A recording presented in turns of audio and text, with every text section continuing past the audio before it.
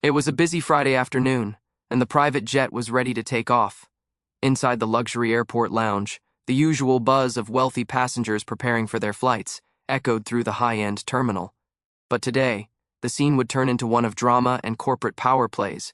At the center of the controversy was Marissa Montgomery, a successful and highly respected CEO of a tech company that had recently made headlines for its innovative products and groundbreaking initiatives.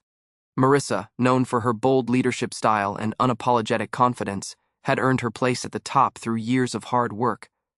Today, she was traveling for an important business meeting that could potentially land her company a major partnership. Having been booked in the very important person lounge, Marissa was already settling into her seat, a comfortable leather chair near the window.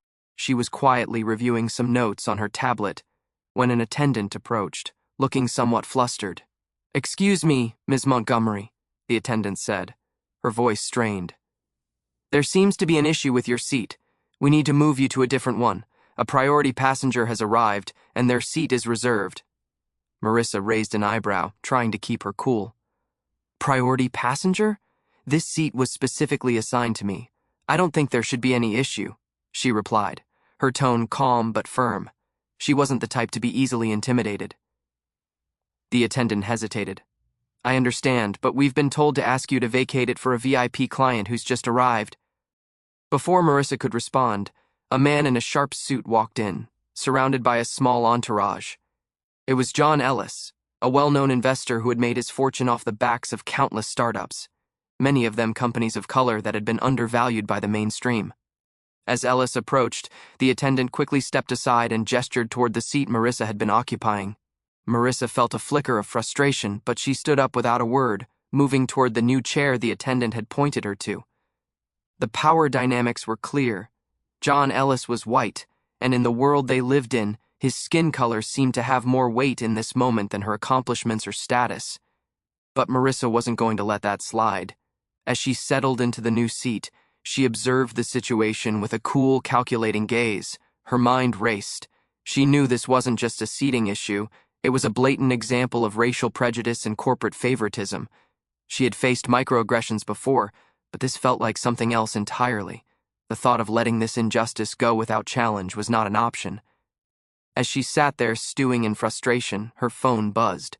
It was a message from her assistant, who had just received news about a board member who had been attempting to undermine Marissa's authority at the company. This was more than just a bad seating arrangement. It was a reflection of the larger battles she was fighting every day. And then, something inside her snapped. Marissa stood up, this time with authority. "Excuse me," she called out, her voice booming across the lounge. The noise of the bustling terminal seemed to die down as people turned their attention to her.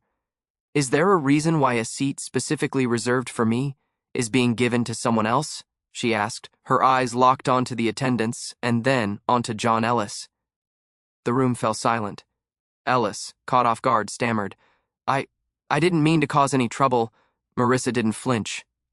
"I'm not talking to you, Mr. Ellis," she said, her gaze icy. "I'm talking to the staff here. Do you realize who I am? Or maybe it's because of who I am that you think I'm expendable." The attendant opened her mouth to speak, but Marissa held up her hand. "Don't bother. I've had enough of this." With that, Marissa turned to the rest of the staff, her words cutting through the silence like a knife. "You all have two choices. Either you can continue treating me like I'm invisible, or you can do the right thing and restore my seat. But I want to make it clear. I'm done being pushed around. I'll take my business and my presence elsewhere if you think I'm not worthy of respect." Her voice didn't waver, and it seemed as though the room was holding its breath. Then, she fired the entire team. Effective immediately, she continued, her words deliberate. "You're all dismissed. I want a new staff who understands what respect for others actually means. I will be dealing with this at a much higher level. You'll hear from my legal team. This is unacceptable." John Ellis stood there, stunned, unable to say a word. The attendant, now visibly shaken, nodded and quickly scurried off to make the necessary calls. As the minutes dragged by, Marissa made it clear that she wasn't going to tolerate any more disrespect. She was used to being underestimated, but that had never stopped her from reaching the top. As she stood in the lounge, her decision reverberated through the terminal. The staff had tried to undermine her. The very important person seat had been a symbol of power. But she wasn't the type to just give up her ground. Within an hour, Marissa was not only given back her very important person's seat, but her jet was moved to a more exclusive runway, and a new team of flight attendants arrived with an apology letter from the airline's CEO. It was a statement that meant more than any free drink or gesture of apology. It meant that Marissa had reclaimed control of the situation, something she had worked her entire life to do. As the plane took off, Marissa leaned back in her seat, a quiet smile tugging at her lips. This was just another challenge in a long line of obstacles she had faced in her career. But one thing was for sure, she wasn't going to let anyone tell her where she belonged. She knew exactly where she stood.